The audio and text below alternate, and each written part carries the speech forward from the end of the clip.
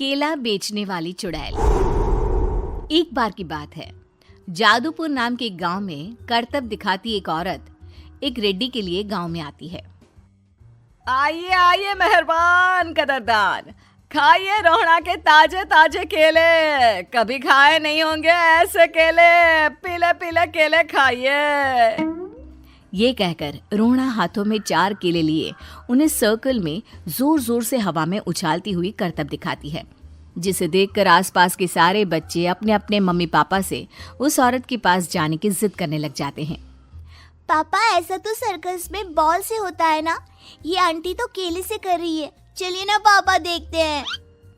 रोहड़ा एक पतली सी तार पर चलती हुई केलों से करतब दिखाती है। आते जाते सभी लोग बाहर रुककर उसके करतब देखते हैं और वाह वाही करते नहीं थकते। जैसे ही एक आदमी पास आकर उसे पैसे देने लग जाता है, तब वो कहती है, अरे नहीं नहीं साहब, मैं करतब तो बच्चों के मन को बहलाने के लिए करती हूँ। धंधा तो मेरा केले का है। पीछे देखो मेरी रिड्डी, जो भी मेरे केले खाएगा मेरी तरह चुस्त दुरुस्त और तंदुरुस्त हो जाएगा। पता चलता है क्या कि मेरी उम्र 55 की है। अरे पर ऐसे ठंड के मौसम में कोई केला क्यों खाएगा? ये ऐसे वैसे केले नहीं है साहब, ये शरीर में गर्मी देते हैं। ठंड को दूर भगाए जो भी रोहिणा के केले खाए।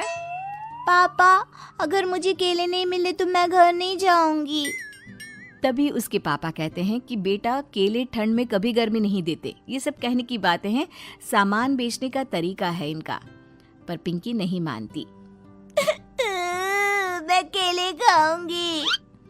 पिंकी की जिद के आगे नत्थू हार जाता है और उसे केले खरीद कर दे देता है। पिंकी खुश होकर केले घर ले आकर खाती है। अब मैं भी करतब करूंगी, कितना मजा आएगा। जादुई केले। पिंकी पहला केला खत्म भी नहीं करती कि वो बेहोश हो जाती है। दूसरे केले से एक काला धुआं आता है और रोहड़ा चुड़ैल बनकर बाहर निकल आती है।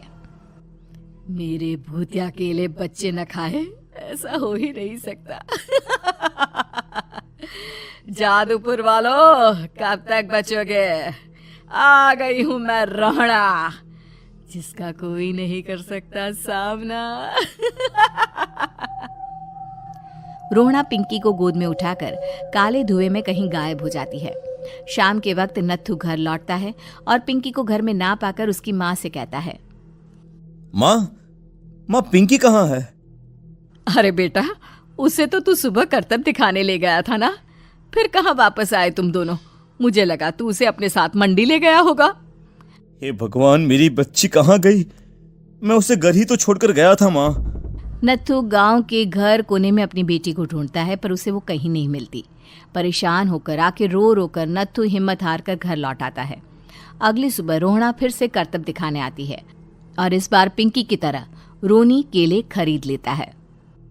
50 रुपए दिए थे पापा ने, सारे पैसों की मैंने केले खरीद लिए हैं। अब मैं भी आंटी की तरह ही करतबबाज बन जाऊंगा। यही सोचते हुए रोनी केले खाता है और पहला अकेला केला आधा खत्म भी नहीं करता कि चुड़ैल उसके सामने आ जाती है। मेरे साथ चलने का समय आ गया है रोनी। ये तो बस शुरुआत है। अब इस गांव के सारे बच्चे धीरे धीरे मेरे कब्जे में होंगे, एक बच्चा भी नहीं बचेगा। ये कहकर रोना रोनी को गोद में लेकर काले धुएं में अदृश्य हो जाती है। इसके बाद हर रोज गांव में से कोई ना कोई बच्चा गायब होता, पर ऐसा क्यों हो रहा है किसी को भी समझ में नहीं आ पा रहा था।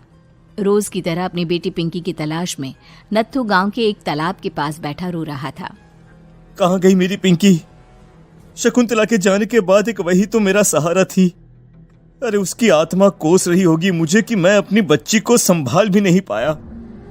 नत्थू ये कहता हुआ रो ही रहा था कि तभी तालाब में से उसे शकुंतला की आवाज सुनाई देती है। कहाँ थी तुम शकुंतला? हमारी बच्ची और सारे गायब हुए बच्चे रोहड़ा के कब्जे में हैं। वो बच्चों को जो केले देती है उससे बच्चे बेहोश हो जाते हैं और उसके कब्जे में आ जाते हैं और वो उन्हें ले जाकर काली दुनिया में ले जाती है। पर वो ऐसा क्यों कर रही है? ये मैं नहीं जानती, पर उस दुनिया का रास्ता मैं आपको बता सकती हूँ। जहां ये नदी खत्म होती है वहां एक केले का पेड़ है, उसके नीचे एक दरवाजा है, वहीं से रास्ता जाता है उस दुनिया का। ये कहकर शकुंतला की आत्मा गायब हो जाती है। गांव के सभी लोग झुंड बनाकर उसी रास्ते से काली दुनिया में चले जाते हैं और वहां देखते हैं कि सारे बच्चे वहां काम कर रहे थे। पापा मुझे ले चलो यहाँ से। पापा पापा। सभी बच्चे अपने मम्मी पापा से लिपट जाते हैं। तो तुम लोग यहाँ तक आ गए? क्यों हमारे बच्चों को पकड़ लिया तूने? तुझे शिकार ही बनाना है तो ले, हम सब आ गए हैं, हमें खा ले। नहीं, मुझे बच्चे चाहिए, मेरे बच्चे के बदले तुम लोगों के बच्चे। क्या मतलब? मैं इसी गांव में रहने वाली एक औरत थी। केले की चोरी के इल्जाम में मेरे बेटे को गांव वालों ने इतना मारा कि वो मर गया। उसी दिन मैंने ठान लिया कि गांव वालों का भी वही हाल करूंगी। कुछ दिन बाद बेटे के चले जाने के दुख में मैं भी मर गई और मेरी भटकती आत्मा एक चुड़ैल बन गई। और फिर मैंने बदला लिया तुम सबके बच्चे छीनकर। बर्दाश्त नहीं कर पाए ना, सोचो मुझ पर क्या बीती होगी। हमें माफ कर दो रोना, पता नहीं ये किसकी गलती थी पर हम सभी माफी मांगते हैं। हमारी खुशियां लौटा दो, तुम भी तो एक माँ हो। गांव वालों की बात सुनकर रोना का मन पिघल जाता है और वो बच्चों को छोड़ देती है।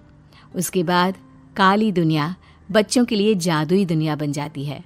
अब कोई भी कभी भी वहां आ जा सकता था।